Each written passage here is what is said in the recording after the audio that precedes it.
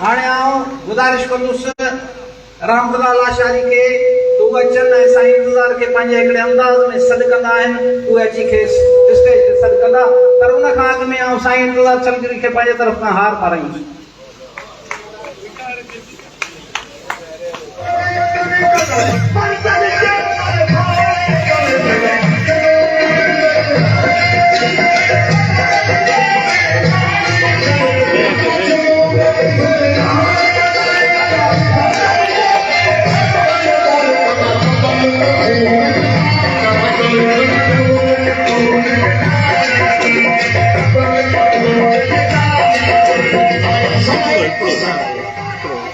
काई भी जरूरत न हिकिड़ो बस सिर्फ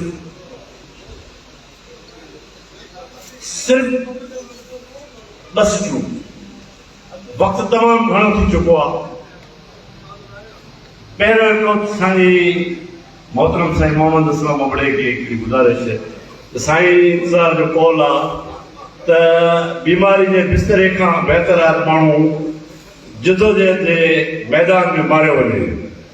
इन जे करे असांखे इन ॻाल्हि ते फ़ख्रु आहे त साईं भले केतिरो बि बीमार जो हूंदो जिदोजहद में। इन लफ़्ज़नि सां हर दफ़े मुंहिंजी जेकी दिलि जी ख़्वाहिश हूंदी आहे, मां चलगिरी साहिब सॾु कयां, उहो इहो हूंदो आहे त जहिड़ो माण्हू तहिड़ो नारो, जहिड़ो माण्हू तहिड़ो नारो,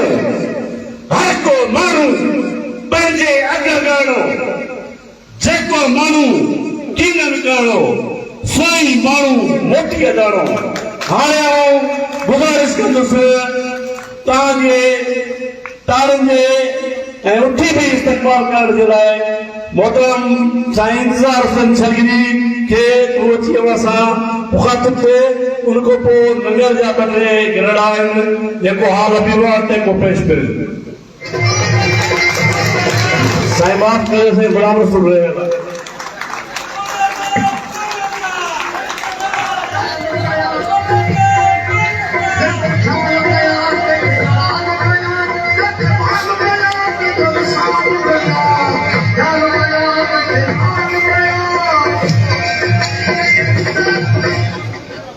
बिस्मिल्लाहिर्रहमानिर्रहीम। इंतहाई इज़्ज़तुल जलाल पेटियल जा सरवान असांजो क़ाइद साईं गुलाम रसूल महर साहब मरकज़ी सदर पेटियल सिंध, मुझे इब्तदाई ज़िंदगी, सियासी ज़िंदगी ऐं समाजी ज़िंदगी जा साथी भी चवां, महबूब भी चवां, मुस्लिम भी चवां, साईं मोहम्मद असलम अबड़ो साहब, डॉक्टर सोराव खान सर्की, जंहिंजे लाइ मां हमेशह चवंदो आहियां त उहा गड़ी हसन सर्की जे ॻोठ जी मिट्टी जो ख़मीर हो, जंहिंमां मुंहिंजो ज़मीर जुड़ो। उन गड़ी हसन जे स्कूल जे उस्ताद साईं हज़ार खान आसी जी तरबियत न हुजे हा अॼु इंतज़ार शायदि को धराड़ हुजे हा।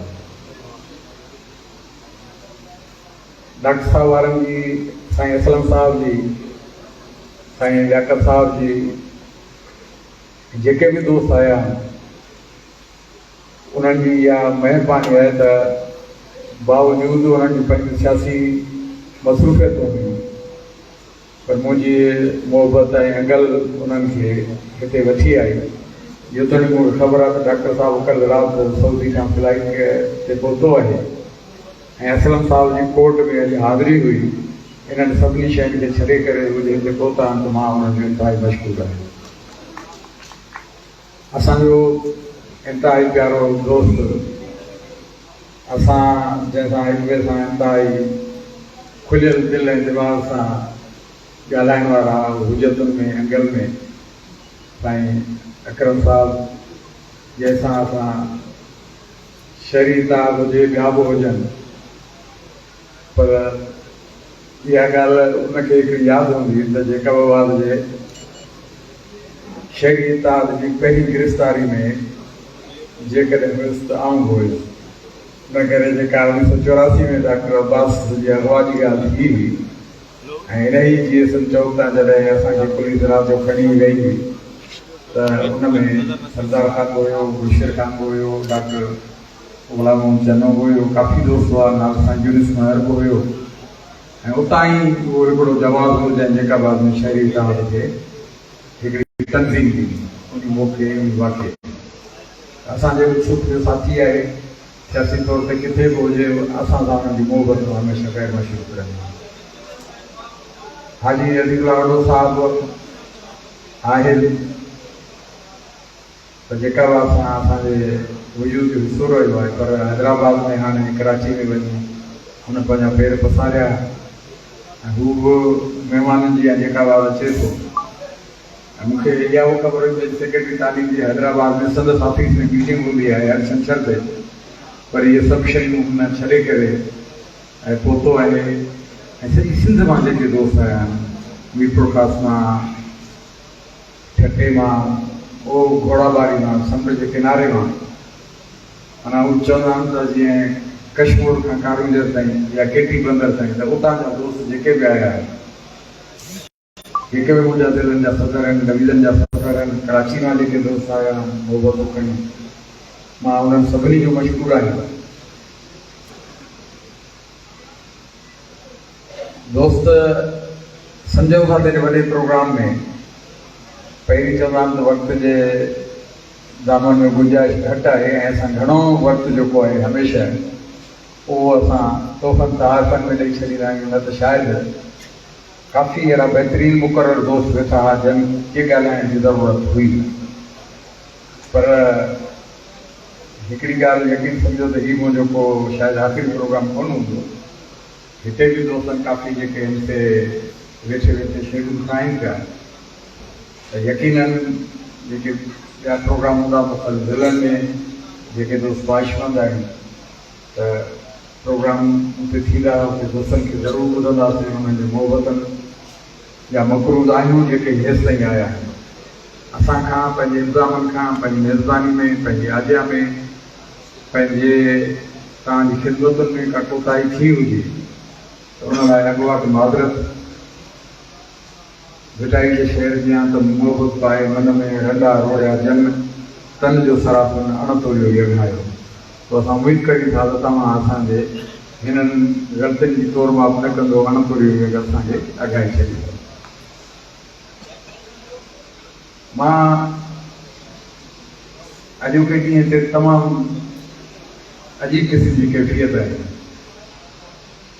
जिते बेशुमार मूंखे ख़ुशी बि थिए थी। जज़्बाती कैफ़ियत बि मुख़्तलिफ़ मौक़नि ते थिए थी। ख़ासि करे साईं सालिम खान दरदारी जी तक़रीर ते आऊं पंहिंजे घोड़नि जे ज़ब्त खे क़ाबू में रखण जी कोशिशि कई। आऊं बुनियादी तौर ते आहियां शाइर, हीअ त पोइ सियासत ऐं हाकम जी सितमगरी थी ऐं गिलजी आहे, त शाइर माण्हू ई बुनियादी तौर ते हसास थींदा आहिनि। उन करे आऊं पंहिंजे लफ़्ज़नि जी कैफ़ियत महसूसु कंदो आहियां त उन लफ़्ज़नि जी तासीर जेका आहे उहा इंसान जे ज़हन ऐं ज़मीर ते कीअं असरु कंदी आहे। कॾहिं रूह खे राहत ॾींदी आहे, कॾहिं ज़मीर खे चुंडू पाईंदी आहे, त कॾहिं सॼो वजूद जेको आहे ज़ख़्मी करे छॾींदो आहे। मूं सॼी ज़िंदगी जेका आहे उहा ईअं गुज़ारी आहे त मूं इहो पोइ कंध वराए न ॾिठो आहे त केरु मुंहिंजी टंग छिके थो, केरु मूंखे कीअं थो ॾिसे। बसि आऊं पंहिंजे ज़मीर जी आलो हमेशह ज़िम्मेवार आहियां। मां दोस्तनि खे अक्सर करे ॿुधाई हिकिड़ो बैत ॿुधाईंदो आहियां त मुफ़्ती मंझि विहा त काली काणियारियूं न थियूं। पंहिंजे अंदरि जेको आहे हीउ जेको मुफ़्ती आहे, जेको जंहिंखे असां ज़मीर बि चऊं था, जेको नालो जो फुतवा उन खां वठो उहो ई तव्हांजो कादी थिए त बाक़ी दुनिया जे ॿियनि माण्हुनि जे फतवाउनि ऐं कज़ाउनि जी का परवाह कान्हे। ऐं हमेशह कोशिशि कई आहे त मोहबतूं वनियूं विरायूं दोस्तनि ऐं नफ़रतनि जो काई कोन्हे को नफ़रत में इख़्तिलाफ़ में वॾो फ़र्क़ु आहे या इख़्तिलाफ़ ऐं दुश्मनी में वॾो फ़र्क़ु आहे इख़्तिलाफ़ ऐं बुग़्ज़ में वॾो फ़र्क़ु आहे जीअं असांखे गांधी खान चयो ऐं मां हमेशह इन शइ जो असां सिखिया आहियूं पढ़िया आहियूं सेखारियो आहे त इख़्तिलाफ़ मुतदिल रखो ऐं माण्हू में ही सलाहियत हुजे त जेकॾहिं अॻे माण्हू जो दलील वज़न आहे त क़बूल करियो ज़िद न करियो अना न करियो त न जेका आउं चवां थो इहा ॻाल्हि सही आहे पोइ भले मूं वटि को दलील न हुजे मूं वटि को लॉजिक न हुजे मूंखे उन जी हिमायत में लफ़्ज़ न हुजनि त इन तरीक़े जे बहस खां इन तरीक़े जे शयुनि खां हमेशह पंहिंजो पाण खे परे रखियो आहे शायदि शेख सादी जो इहा आहे त तव्हां जाहिर सां बहस नथा करे सघो उन लाइ तव्हांजी ख़ामोशी ठीक आहे जन दोस्तनि में मूं ते सिहतमंद तनक़ीद कई आहे मूं हुननि जी आज्ञा कई आहे ऐं कोशिशि कई आहे त हुन मुंहिंजी पंहिंजी इस्लाह करियां पाण में तब्दीली आहियां ऐं जन दोस्तनि बुग़्ज़ जो इज़हार कयो आहे उन्हनि जे लाइ मां हमेशह घणींदड़ दुआ आहियां अलाह ताला उन्हनि खे हिदायत करे मूं कॾहिं बि उन्हनि जे माना दुश्मन कलामनि जी कॾहिं बि उन्हनि जी बदकलामनि जी मां का बि जेका आहे मोट न ॾिनी आहे साईं सालिम जो पंहिंजो नुक़्ते नज़र आहे उहो बि हिकिड़ो साफ़ सिधो माण्हू आहे खरो माण्हू आहे ऐं वाक़ई इन माण्हू जॾहिं मुंहिंजे इख़्तिलाफ़ में हुयो त नवाबशाह में शहर में एतिरी घणे भाॻे मुंहिंजी बंदि हूंदी हुई बंदि ईअं हूंदी हुई त सियासी तौर ते मूंसां सकरनि जा दोस्त मूंसां गॾु हूंदा दौलतपुर जा दोस्त गॾु हूंदा दौड़ जा दोस्त गॾु हूंदा पर नवाबशाह में डंडो खयूं गरदारे वारो वेठो हूंदो मज़ाले तूं लाड़काणे खां मुखालिफ़ में तेरी हिमायत न करे था पोइ लाड़काणे वारे उन असांजे महबूब सां गॾु कंहिं ॾिठो बि कोन्हो पर पुट उन सां उनजी यारी हुई त मूंखे उन्हनि शयुनि जो एतिरो डुख कोन्हे पर मूंखे ख़ुशी आहे त मूंसां बेपनाह सवे हज़ारे बल्कि लखे माण्हू मोहबत कंदा मां बि उन्हनि जी मोहबतनि खे ई ॾियणे नथो सघां त मूंखे नफ़रतनि ते तवजो ॾियण जी का ज़रूरत ई न रही उन नफ़रतनि खे करे ख़ातिर में आंदो ई न आहे ऐं मां हमेशह दोस्तनि खे चवंदो आहियां त भई इन शयुनि ते तव्हां दरगुज़र कयो तव्हांजी ख़ामोशी तव्हांजो जवाबु न ॾियणु तव्हांजो वॾे में वॾो जेको आहे इहो जवाबु मूं ॾिठो आहे त काफ़ी माण्हू माना चवंदा आहिनि त पंहिंजा इन सूरत में वार पटी न दिलदार तव्हांखे जवाबु थियणु थोरे सां हिकिड़ो कुझु ॻाल्हायूं उनजे करे कॾहिं कॾहिं ख़ामोशी ख़ुदि वॾो हिकिड़ो जवाबु खणंदी आहे पोइ ऐं ईअं बि आहे त मौला अली जो को औलाद जंहिंजो को मुखालिफ़ न आहे जंहिंजो को दुश्मन न आहे उनजो को वरी मुनाफ़िक़ न कोन्हे उन करे असां सां दोस्त बि हूंदा त दुश्मन बि हूंदा साथी बि हूंदा मवाफ़िक़ में बि हूंदा त मुखालिफ़त में बि हूंदा इंसान आहियूं हमेशह असां खां ग़लतियूं थियूं हूंदियूं ग़लतियुनि जो घर आहियूं पर शौरी तौर ते धोखेबाज़ी दगाबाज़ी वेसाघाती माण्हुनि खे शौरी तौर ते नुक़सानु ॾियणु न आहे इंसानी सियासी बसीरत आहे अकुल जी पंहिंजी हिकिड़ी उॾाम आहे उन तहत जेकॾहिं असांजे लाल में कंहिंखे को नुक़सानु पहुतो हुजे मुंहिंजे सॼे कैरियर में त उन लाइ सभिनी दोस्तनि खां माज़रत ख़्वाह आहियां त मुंहिंजी नियत में मुंहिंजे शौर में मुंहिंजे इरादे में अहिड़ी का बि ॻाल्हि शामिलु न रही आहे त आउं कॾहिं कंहिंखे को नुक़सानु ॾियां पर उनजे बावजूदि जेकॾहिं कंहिं दोस्त जे ज़हन में हिन क़िस्म जो को ख़्यालु घर करे वियो आहे त उहो निकिरे या न निकिरे उनजी मर्ज़ी पर आउं उन्हनि खां बि माज़रत करे मुंहिंजी सियासी ज़िंदगी इब्तिदाई आउं हिकिड़ो एकेडमिक क़िस्म जो माण्हू आहियां शुरू खां ई रहियो आहियां टीचिंग जी जेका आहे मुंहिंजी ख़्वाहिश हुई घणनि दोस्तनि खे ख़बर घटि हूंदी त आउं टीचर थियण खां पहिरीं जेको आहे क्लर्क हुयुसि पोस्ट ऑफिस में मुंहिंजी ख़्वाहिश हुई त आउं टीचर थियां मां पंहिंजे तालिब इल्म वारे दौर में ॿारनि खे पढ़ाईंदो हुउसि शाम जो त हिकिड़े उस्ताद थियणु बाए चांस न बाए चॉइस मुंहिंजो जेको हीअ स्लोगन आहे उनखे मूं 80 वारे ॾहाके में अमली तौर ते जामो पधारियो ऐं बिल्कुलु एकेडमिक क़िस्म जो असां पंहिंजे हिसाब से पंहिंजे कोर्स ते दस्तरस जी ॻाल्हि त नथो कयां पर मां एतिरी ॻाल्हि ज़रूरु कयां थो त मूंखे पंहिंजे इन निसाब ते कोर्स ते एतिरी ॻाल्हि हुई जो आउं कंहिं बि डल शागिर्द खे हिकु बहितरीनु ऐं क़ाबिल शागिर्द बनाए थो सघां। पोइ हालतुनि सियासी तौर ते नेशनलिस्ट फिकिर सां रहियासीं, उन ई असांजी तरबियत कई, उतां ई असांजी आबियारी थी ऐं सन जी यूनिवर्सिटी जेका आहे उन ई जा असां तालिब इल्म आहियूं, हुआसीं, इंशाअल्लाह रहंदासीं। फिक्री तौर ते अमली तौर ते शयूं जेके आहिनि ज़रूरी न आहे त कंहिं सियासी पार्टी जो हिसो हुजे, तव्हां लियाकत सां जी महिरबानी त हुन इहा ॻाल्हि ॾिनी। बुनियादी तौर ते सियासत असांजे रग रग में शामिल आहे, इन खां इनकार नथा करे सघूं। कंहिं बि सियासी अमल में पंहिंजो पाण खे अलॻि करे वेही रहूं जी मुमकिन कोन्हे। इन ई सॼे अरसे में जेका बि हुजे, सिंध जी आदमशुमारी हुजे, सिंध जो कालाबाब जेल जो मसइलो हुजे, ज़ारियुनि जी आबादकारी हुजे, या किथे बि हुजे, कबूल शहीद खां वठी कराची ताईं जेके बि सिंध जे सभिनी सियासी पार्टियूं सिंध जे लाइ ऐं सिंधी माण्हुनि जे लाइ जेका बि जदोजहद कई आहे, उन में पंहिंजो थोरो घणो हिसो ज़रूरु शामिल हूंदो। अमली तौर ते, फिक्री तौर ते, नज़रियाती तौर ते, तहरीरी तौर ते असां उन्हनि शयुनि में शामिल रहिया आहियूं। उहो असांजो हिसो आहे, ज़रूरु कंदासीं, उन खां असां पासीरा नथा थी सघां। अमली तौर ते कंहिं सियासी पार्टी में वञणु इहो हिकिड़ो वॾो बहस आहे, डिबेट आहे त सियासी पार्टियुनि जी अॼुकल्ह पोज़ीशन कहिड़ी आहे। त हिकिड़ी ॻाल्हि ज़रूरु आहे त पंहिंजे सियासत जे मुल्क जो मर्कज़ फ़क़ति ऐं फ़क़ति सिंध खां वॾी कंदा। उन करे जेके दोस्त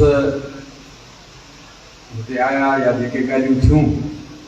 डॉक्टर जवाहर मुंहिंजो नंढो भाउ आहे, प्यारो दोस्त आहे, मुंहिंजो साथी आहे, भले इख़्तिलाफ़ पंहिंजी जॻह ते, पर जेकॾहिं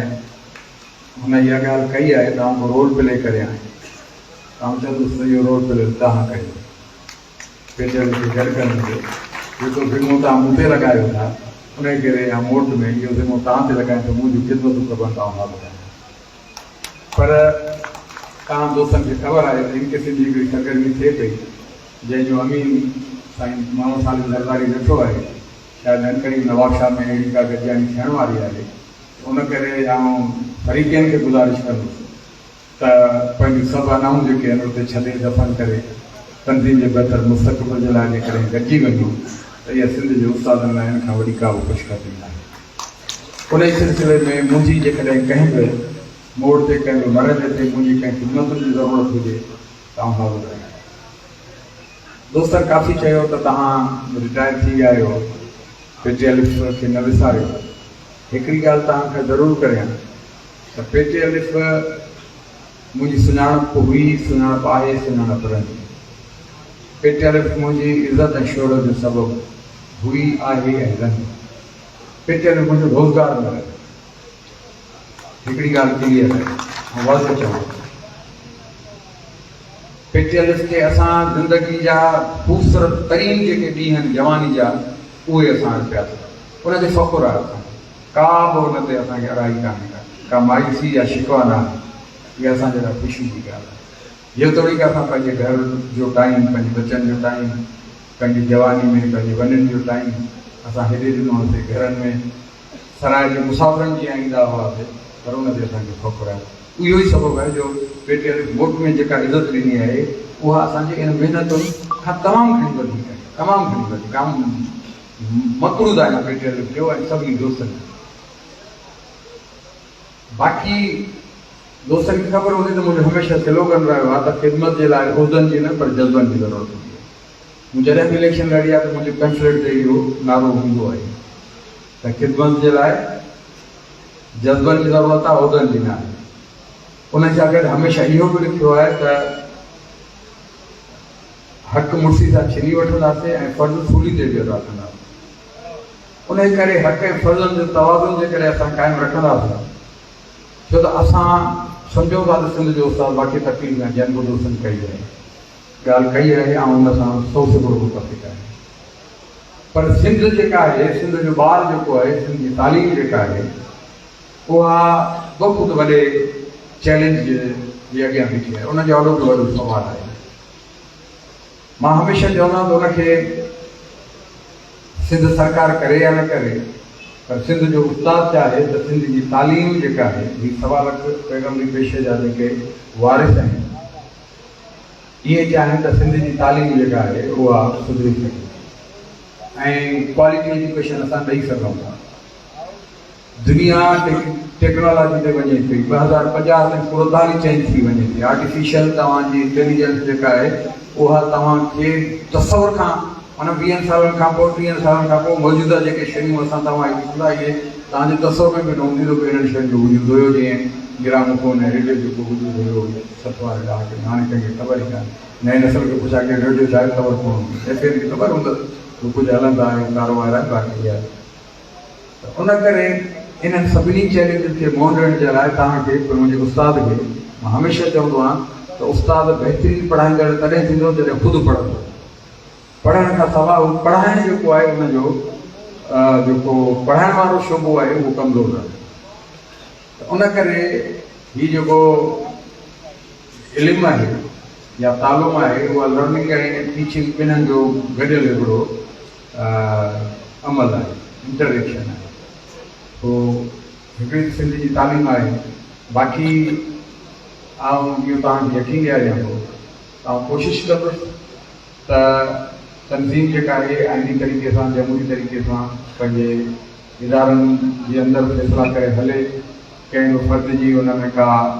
ज़ाती पसंदि ऐं नापसंदि जी दख़ल अंदाज़ी न हुजे, मुदाख़लत न हुजे। बाक़ी उस्ताद जी जिदोजहद में जॾहिं बि सॾु कंदो, जिथे बि सॾु कंदो, तव्हां इहो कोन ॾिसंदुसि त मुंहिंजी सिहत जी सूरताल कहिड़ी आहे, मुंहिंजे खीसे जी सूरताल कहिड़ी आहे ऐं मुंहिंजे साम्हूं क़यादत कंदड़ मुंहिंजी पसंदि जी आहे या मुंहिंजो हुन सां इख़्तिलाफ़ आहे। छो त मूं सॼी ज़िंदगी उन्हनि माण्हुनि सां गॾिजी जिदोजहद कई आहे जंहिं सां मुंहिंजो केस में इख़्तिलाफ़ कया ऐं उन्हनि खां कॾहिं बि जिदोजहद में कोई जेको न आहे। उन करे आउं इहा शइ चाहींदुसि त वाक़ई जेकॾहिं इहो कल्चर असां प्रमोट करे वियासीं, जमहूरी तरीक़े सां शयुनि खे क़बूल करणु सिखी वियासीं, हिक ॿिए जी इज़त ऐं एतिराम बि रिस्पेक्ट करणु सिखी वियासीं ऐं त हीअ तनज़ीम जेका चवंदा हुआसीं देश खे वॾे में वॾी तनज़ीम आहे, अॼु जंहिं तनज़ीम खां माण्हू घणो माना मुतमिन न आहिनि, उहो हिकिड़ो अलॻि मसइलो आहे जो बहस करे सघिजे थो कि मुतमिन आहिनि या न आहिनि, केरु मुतमिन आहे केरु न आहे, इहो अलॻि बहस आहे। पर इन सॼी शइ जो हल तव्हांजो इहो आहे त तव्हां पंहिंजे आइन खे, पंहिंजे जमहूरी रवैयनि खे, जमहूरी क़दरुनि खे क़बूल करे जेकॾहिं अॻिते हलंदा त न फ़क़ति हीअ सिंध जी तनज़ीम, सिंध जी तालीम ऐं हीअ सिंध जो उस्ताद जेको आहे उहो सुरखुर थींदो। मां तव्हांजो सम्झां थो टाइम वॾो थी वियो आहे, घणो वक़्तु नथो वठां। आख़िरी हाणे पर असांजी मर्कज़ी सदर आहे, मां हिकु दफ़ो ॿीहर तव्हां सभिनी दोस्तनि जो इंतिहाई मशहूरु आहियां के दोस्त रहिजी विया। साईं नज़ीर उमराणी जो देरि सां असांखे आयो, पर साईं नज़ीर उमराणी जो ज़िक्र जेको साईं रशीद लगारी करे वियो ऐं उहो असां ॿिन्हिनि जे लाइ इहो असांजे लाइ उनजे लाइ बि एज़ाज़ आहे, मुंहिंजे लाइ बि इहो ट्रिब्यूट आहे। उन करे उनजी हाज़िरी जेका आहे उनजे अचण ताईं लॻी वई, मूंखे ख़ुशी थिए आहे। जेकॾहिं अॻु में मूंखे चवनि हा त स्टेज खां पोइ इहो मुनासिबु न हुयो, तव्हां कंहिं हिते मुक़ररु खे इहो घुराई मां इहो प्रोटोकॉल जे ख़िलाफ़ु हुयो, उन जे लाइ उन खां माज़रत। ऐं तमामु सुठा मुक़ररु वेठा हुआ। साईं साईं ॾाढो बहितरीनु ॻाल्हाईंदो आहे, असांजो इंदा लॉजिकल ऐं नज़रियाती फिक्री दोस्त आहे या ॿी वारा वेठा आहिनि, ॿिया दोस्त वेठा आहिनि, त उन्हनि सभिनी दोस्तनि खां वक़्त जे कमी जे करे जन दोस्तनि खे मौक़ो न मिली सघियो, मुहबतूं आहिनि। ऐं दोस्तनि इहो बि ऐलान कयो आहे त जेके तकरीरुनि खे या हीउ जेको अख़बार एडिशन आहे इन्हनि खे या ॿिनि शयुनि खे गॾिजी जेको आहे सो असां पंहिंजो किताबी सूरत आणींदासीं त दोस्त भले हुन में आर्टिकल तासिर लिखत में हार्ड या सॉफ्ट कापी ॾियनि। अॼु इन मौक़े ते मूंखे मुंहिंजा दोस्त जेके यादि अचनि था उन्हनि खे यकीननि जेके मुंहिंजे हिन सॼे सियासी सफ़र में साईं हलीओम लाशारी, साईं कुर्बान पाराणी, साईं मरहूम अब्दुल कुदूस आफ़रीदी, इहे मुंहिंजा इंतिहाई प्यारा दोस्त रहिया। उन ई सां गॾोगॾु असांजी शख़्सियत जेका हिक ॿिए सां माना मुहबत बि हुई, इख़्तिलाफ़ हुआ, हलीफ़ हुआसीं, हाजी मोहम्मद इब्राहिम जखरानी, अॼु उहो बि असांखे यादि अचे थो। अलाह ताला हिन सभिनी जी मग़फ़िरत फरमाए ऐं उनजो औलाद अॼु असां सां गॾु आहे, आया आहिनि। मां उन्हनि जो बि थोराइतो आहिनि, जेके बि दोस्त आया उन्हनि सभिनी जो जंहिं खे वक़्तु न मिलियो उन्हनि खे माज़रत हिकु दफ़ो ॿीहर पेटे हली जेका बात जो मां थोराइतो आहिनि जंहिं हीउ प्रोग्राम कयो, वरना माण्हू ज़िंदगी पूरी था करे वञनि। अहिड़ो एज़ाज़ असांखे तव्हां दोस्तनि जी महिरबानी।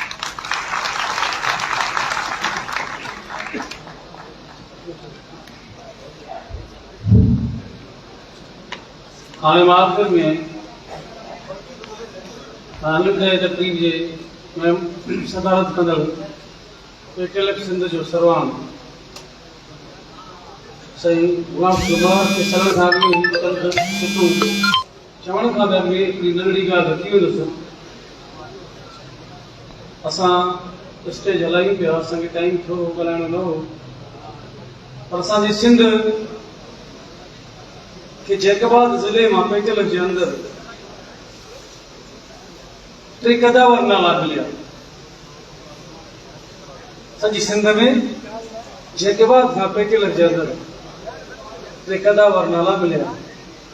हिकु हाजी अलाह रखे उमराणी साहब जेको सिंध जो सदर रहियो, ॿियो असांजो अनमोल किरदारु, बहितरीन किरदारु साईं मरो हाजी इब्राहिम जखानी साहब जो सिंध में वॾो नालो हो, वॾो किरदारु हो। ऐं टियों साईं इंतज़ार हुसैन छलगरी साहब जंहिं तमामु वॾो जदोजहद मेवर पंहिंजी सिंध में स्मरण कराई।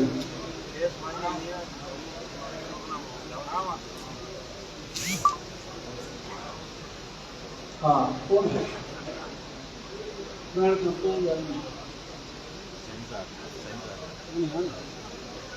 मां साईं ज़हूर अहमद वगल साहब खे गुज़ारिश कंदुसि त उन्हनि पंहिंजे तरफ़ां, पंहिंजे ज़िले जे तरफ़ां, पेटल जे तरफ़ां साईं इंतज़ार हुसैन छलगरी साहब खे पटियो तोहफ़े तौर पेश कंदो, तंहिंजे करे गुज़ारिश थी कयां थी पट को पर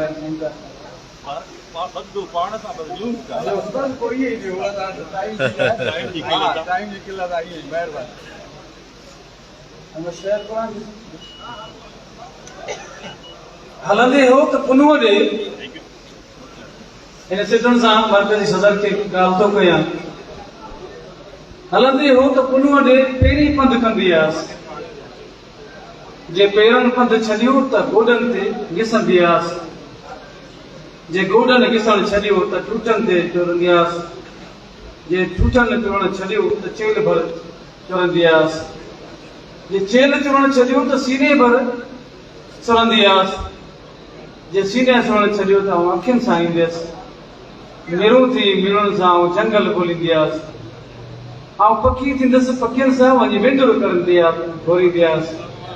जे मिलियो मिलंदी आयसि, न त घोरी जान जतन न। हाणे मां गुज़ारिश कंदुसि तव्हांजे पुरज़ोर ताड़ियुनि सां, ऐं तव्हां मां सम्झां थो असांजे सिंध जे सदर, सिंध जे अॻवान जी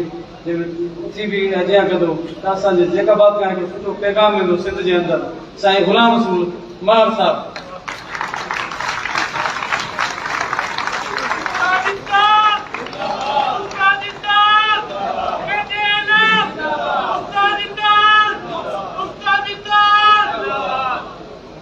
बिस्मिल्लाहिर्रहमानिर्रहीम।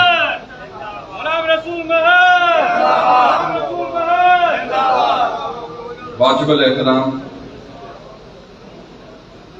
मुंहिंजो क़ाइद साईं इंतज़ार हुसैन छलगरी साहब, क़ाबिल एहतराम प्रोविंशियल असेंबली जो मेंबर मोहतरम असलम खान अबरू साहब, क़ाबिल एहतराम शहरी इत्तेहाद जो प्रेसिडेंट अकरम खान अबरू साहब, तमाम प्यारी तबीयत जो मालिक मोहतरम अजीज रायदो साहब, डायरेक्टर हैदराबादी जन, ऐं मुंहिंजे पैनल, मुंहिंजे पेटल जो सरपरस्त मोहतरम सालिम खान ज़रदारी साहब, तमाम सीनियर साबका मरकज़ी इलेक्शन कमेटी जो चेयरमैन पीर मुज़फ़र हुसैन कुरैशी साहब, ऐं मुंहिंजे साथ जो साथी मुंहिंजो जनरल सेक्रेटरी मोहतरम गाज़ी खान जमाली साहब, ऐं मुंहिंजे मरकज़ी काबीना जो deputy general secretary Mukhtar Ahmed सोलनी साहब, क़ाबिल एहतराम ऐं शफ़ीक शख्सियत जीअं साईं साहब पहिरियों चई वियो, साईं असां काफ़ी मरतबा असांजी मुलाक़ात थी आहे ऐं असीं पाण कहीं वञी मिलंदा बि आहियूं। मोहब्बत भरी तबियत जो मालिक डॉक्टर सोराब खान सर्की साहब, काबिल एहतराम ऐं ज़िले जो सदर मुंहिंजो भाउ डॉक्टर अब्दुल जब्बार खोसो साहब, ज़िले खैरपुर जो सदर खैर मोहम्मद सुमरो साहब ऐं मुंहिंजो भाउ अब्दुल खालिक महर साहब ऐं तमाम नौजवान पीपुल्स पार्टी ज़िले जो सदर मोहतरम लियाकत अली लाशारी साहब, हिन स्टेज ते वेठल काबिल एहतराम मुंहिंजी शख्सियतूं ऐं हिन पिंडाल में पूरी सिंध खां कई आयल उस्ताद साथियो, उहिदेदारो, प्रेस जा दोस्तो, जेकबा जा गुयूर उस्ताद साथियो, अस्सलाम वालेकुम। सभ खां पहिरियां हिकिड़ी वॾी सितमगिरी उन शख्सियत सां हूंदी आहे जंहिंखे आख़िर में ॻाल्हाइण जो मौक़ो मिली वेंदो आहे, छो त उन वक़्तु टाइम घणो गुज़री चुको हूंदो आहे, बुख बि ॾाढी लॻल हूंदी आहे ऐं उन खां पोइ हुजे बि आख़िरी शख्सियत। मूं पहिरियां ई हिकिड़ो अर्ज़ु कयो, मुंहिंजो काबिल एहतराम तमामु माण्हू वारो जावेद अहमद धनपाली साहब ऐं मोहम्मद आलम खोसो साहब मुंहिंजो पुराणो साथी आहे ऐं जंहिं अंदाज़ हुननि स्टेट सेक्रेटरी जा फराइज़ सरअंजाम ॾिना आहिनि, मूंखे ॾाढी ख़ुशी थी आहे। पर मूं हुनखे पहिरियां ई चयो त साईं इंतज़ार मुंहिंजे लाइ क़ाबिल एहतराम आहे, ऐं भली सिंध जो सदर हुजां पर मुंहिंजे लाइ क़ाबिल एहतराम शख़्सियत मूंखे हुन खां अॻु में ॻाल्हायो आहे। पर हीउ हिकिड़ो प्रोटोकॉल आहे, उनजो ख़्यालु रखंदे उन्हनि जो हीउ प्रोटोकॉल असां नथा पढ़ी सघूं। सभ खां पहिरियां ऐं जेकबा ज़िले जे दोस्तनि खे मुबारकबाद ॾियां थो त अवां वॾा ख़ुशि नसीब आहियो जो इंतज़ार सलगिरी जहिड़ी शख़्सियत अवां जे ज़िले जेकबा सां हुन जो तालुक़ आहे। ॿिए नंबर असां ख़ुशि नसीब आहियूं जो उन जो तालुक़ उस्ताद सां ऐं पेटियल जो सिंध जो ॿ दफ़ा सदर रही चुको आहे। असीं बि हुन मनसब ते फ़ाइज़ आहियूं तव्हां दोस्तनि जे महिरबानी सां। साईं इंतज़ार सां मुंहिंजो 25 सालनि जो तालुक़ आहे। हक़ीक़त पेटियल जी सियासत में मुंहिंजो पसंदीदा पेटियल जो अॻवान जेको आहे उहो साईं मरहूम लियाकत अली दीदर साहब जन लाड़काना आहे। तमामु उहो असांजो शफ़ीक़ हुआ, पर 96 में साईं जॾहिं जनरल सेक्रेटरी हो साईं इंतज़ार साहब तालवानी साहब सदर हुआ शिकार ज़िले में हिननि जो हिकिड़ो प्रोग्राम हो, उन्हीअ में मूं हिनखे ॿुधो, हिनजी स्पीच ॿुधी त उन ॾींहं खां वठी चयुमि त मूंखे ख़ुदा मौक़ो ॾे त तव्हां सां कचहरी कयां, तव्हां सां तंज़ीम में गॾु हलां, पर होसि जेको आहे साईं लियाकत साहब सां। पर पोइ पोज़ीशन इहा थी 99 में साईं इलेक्शन खटी, असीं वोट बि हिन जे अगेंस्ट में कयोसीं, पर साईं इंतज़ार जी उहा मोहबत, उहा क्वालिटी, उहो हिन जो अख़लाक, उहा हुनजी दाहत, उहा हुनजी सुलझण ॾिसी करे असांखे मजबूर कयो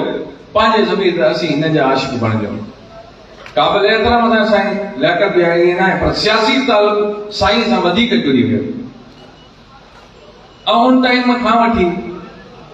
साईं इंतज़ार साहब सां गॾु रहियो आहियां। तमामु असांजा सीनियर दोस्त काफ़ी साईं शाइन जहिड़ा मूंखां अॻे साईं सां आहिनि, पर आउं सम्झां थो जेतिरो तालुक़ साईं इंतज़ार शक्रीअ सां गॾु रहियो आहियां शायदि सिंध जे अंदरि अहिड़ो को ज़िले जो सदर हुन सां कंटिन्यू गॾु रहियो हुजे। बहरहाल इंतज़ार सिर्फ़ नालो इंतज़ार न आहे, पूरो इंतज़ार कंहिं सोच जो नालो आहे, कंहिं अदब जो नालो आहे, कंहिं जिदोजहद जो नालो आहे। जॾहिं इंतज़ार नाले माण्हुनि जे दिलनि में, माण्हुनि जे ज़हननि में सोच वेठल हुजे त यकीन ॼाणो त उहा सोच इंसाननि जे उस्तादनि जे दिलनि मां इंतज़ार सलगिरी जी नथी निकिरे। अहिड़ी सोच, अहिड़ी मोहबत हुनजी असांजे दिलनि में बि वेठल आहे। तंज़ीम जे अंदरि ही सियासी पेटियल जी सियासत ॾाढी बेराम सियासत हूंदी आहे, पर हुनजे अंदरि जेको कुझु साईं सां वयो वापरियो आहे ऐं सभु ॾिसण वारो आहे ऐं सभु ॾिसंदो त साईं हिननि माण्हुनि तव्हां सां जेको महिनत कई जेतिरी तव्हां उहो एतिरो सिलो अव्हांखे न मिलियो आहे।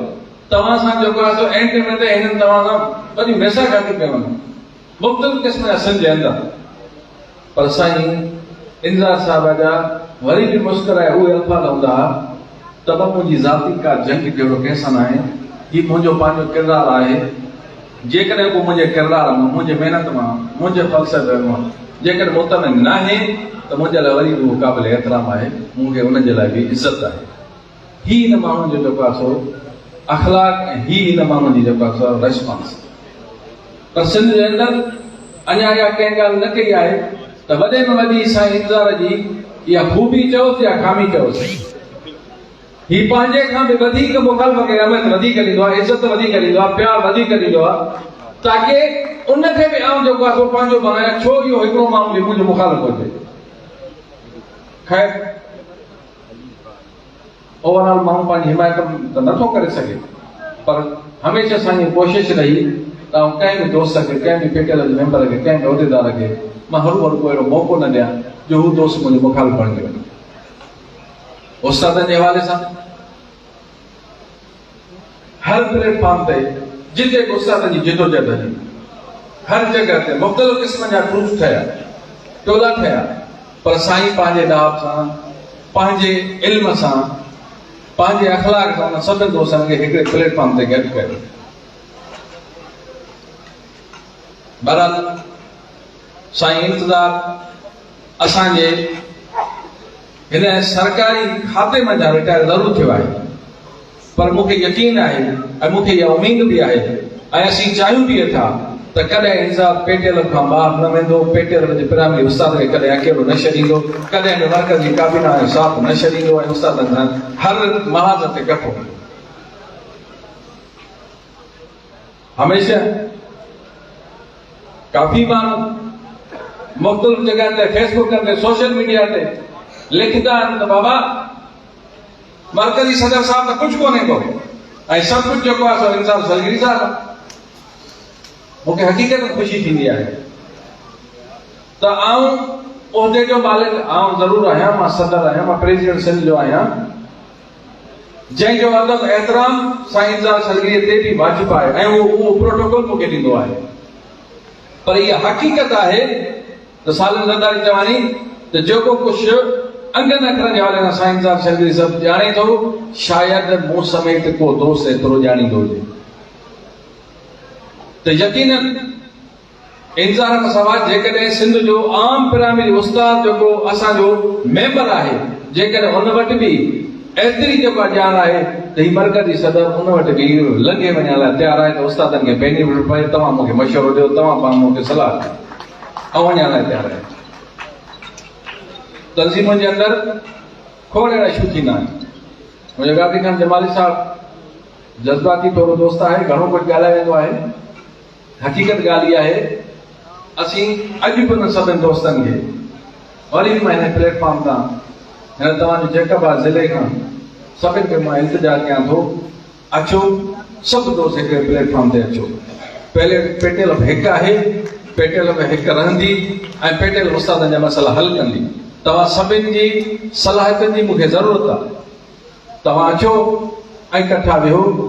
जेकी मसइला आहिनि, जेकी थी सघे त मुंहिंजे ज़हन में सोच न आहे, मुंहिंजी ॻाल्हियूं न आहिनि, मुमकिन आहे तव्हां वटि वधीक उहे ॻाल्हियूं हुजनि, वधीक मशवरा हुजनि, उहो मूंखे ॾियो ताकी सिंध जे उस्तादनि खे वधि खां वधि जेको आहे सो बेनिफिट में वठी ॾेई सघूं। बहरहाल वरी बि हुन आख़िरी टाइम खे ॾिसंदे मुंहिंजी वेठे वेठे बि हिते मुंहिंजे क़ाबिल एतिराम जेको आहे सो असलम खान अबड़े साहिब सां मुंहिंजी डिस्कस वेठे थी पई इन उस्तादनि जे मसइलनि ते। ऐं निहायत शुक्रगुज़ार आहियां जन इहो मूंखे चयो त बाबा जिते बि मुंहिंजी ज़रूरत आहे, कंहिं वटि बि CN ताईं बि आउं तव्हां सां हाज़िर आहियां, जेकॾहिं किथे मुंहिंजी ज़रूरत पए त मां तव्हां उस्ताद जे कमु अचण जे लाइ तयारु आहियां। ऐं निहायत मुंहिंजो वरी बि शुक्रगुज़ार आहियां तव्हां सभिनि दोस्तनि जो हिकदमि ॿीहर ऐं शुक्रगुज़ार आहियां बिलख़ुसूस जैकबाद ज़िले जे उस्तादनि जो।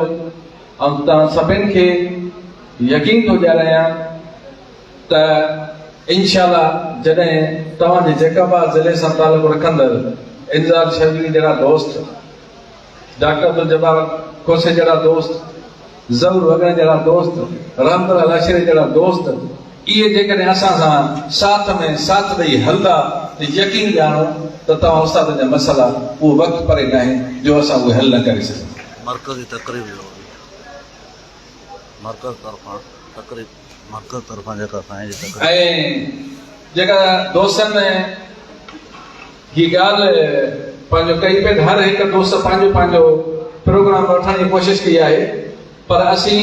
पाण ख़ुदि जेको आहे साईंदार शलीली साहिबु ऐं तव्हां जन जेका बि असांजो जो तालुक आहे जंहिं सॼी ज़िंदगी जेको आहे सो पेटल खे ॾिनी आहे ऐं इनशा जेसि ताईं हयाती आहे साईंदार शलीली साहिब जी त हमेशह उस्तादनि लाइ पेटल लाइ पाण पटोड़ी रहंदो। असीं पंहिंजी मरकज़ी काबीना जे तरफ़ां